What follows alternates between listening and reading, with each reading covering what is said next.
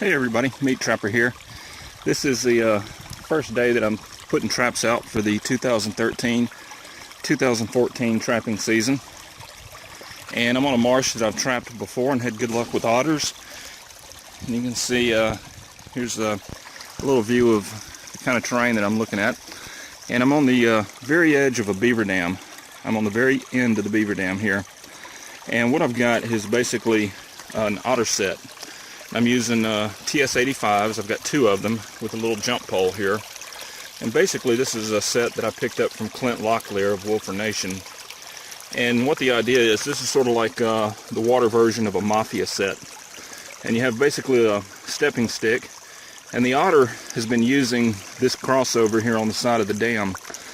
And when they come up to it, they sort of have a lope. And they're either going to land directly in front of one of the sticks, or when they go over it, they'll land with their feet on the other side of the stick. And this is a very effective set. I've got each trap secured with about 10 feet of number 2 American chain. I long chain them. It's the same setup that I use for beaver. And I like the big heavy traps. A lot of times these traps with that much chain will drown a beaver without even a drowning rig.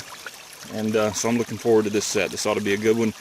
I've taken otter here in this particular crossover every single year, so we'll see. Just in case you've never seen one and want to know what it looks like, this is an otter toilet.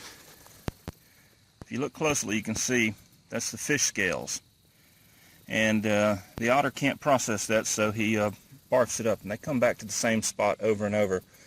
So when you find an otter toilet like this, you're on a red-hot otter location, because they will be back. All you've got to do is set it up.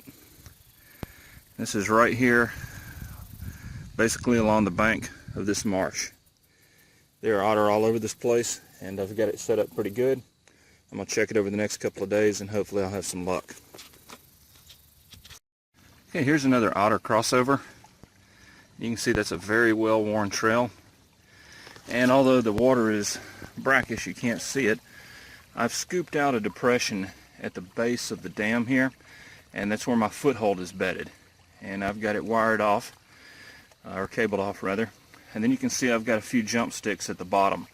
So basically anything that comes down that slide there is going to hit the trap at the bottom. And if it's coming from this direction and going up, it's going to have to lope over, step over the sticks that I've got in the way and step into the water to get on up the crossover. The thing about your stepping sticks, you don't want to make them too big, because you don't want the otter to step up onto the stick itself and use the stick as a jumping point. You want it to step over the stick. And that's why I've got a couple of smaller sticks instead of one big log. So we'll check it, and hopefully we'll have some luck in the morning. Alright, I'm back checking my sets that I made yesterday, and I've caught a small beaver and a snare set. And this is one of my favorite open water snare sets. Basically all I do is take a stick and run it into the water, run it in good and solid, and I smear some beaver lure on the side of the stick. And then I suspend a snare next to the stick, and when the beaver swims around the stick looking for the source of the lure, he gets caught. And you can see this water is not very deep. He is right here next to the dam, but he's drowned. And this is exactly how I found him. And what he's done is he's simply wrapped around that stick so many times that the snare bound up, and then he couldn't breathe. He was underwater, and so he got tangled up and drowned. He didn't even knock the stick over. So this is it's a very effective set. You can see you can make it anywhere. There's really no features around here,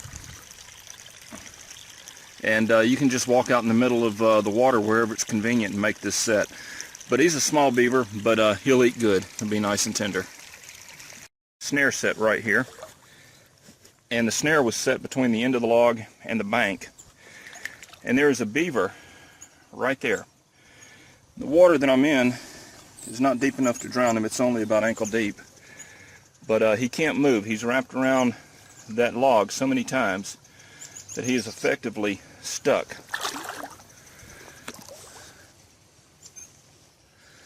Now what I'm going to do, since I can't really see, this water is so muddy, I'm simply going to wait until he comes up for air. Then I'll dispatch him with my 22. Let's see if I can get him to show himself here. Let's see.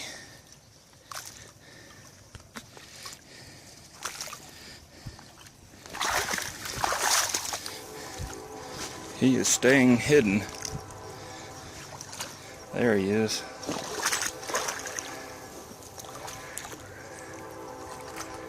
There we go.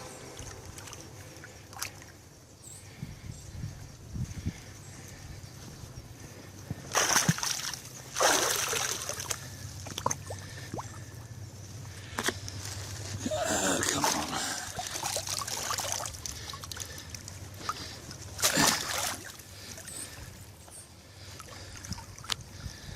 He is right in there, but he does not want to come up. There's his head. Right there. Okay, I'm going to turn the camera off and do the dispatch. We'll take a look at him.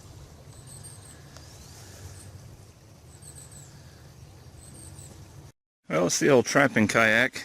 It's a Perception Sport Pescador 12. I've had it for a couple of years now. And to tell you the truth, I use this thing more as a water cart. In these marshes where a lot of times it's ankle deep, knee deep, and you've got a couple of beavers and an armload of TS-85s and some 330s. It adds up. It adds up to be several hundred pounds that you're dragging around in these muddy marshes. And this thing is a lifesaver. When you hit a patch of deeper water that's over your waders, you just hop in it and paddle across. And when it's shallow enough to walk, you just use it like a sled and pile everything up on it. My first check of the season, and I've got 2 nice beavers, and that was a little more than I was expecting. I only had about a half a dozen sets out, and the weather was hot and humid, and so I'll take it. It's better than nothing. Hopefully we'll get some cool weather, and things will shape up and we'll have a good year. But anyway, that's all for this time. Thanks for watching.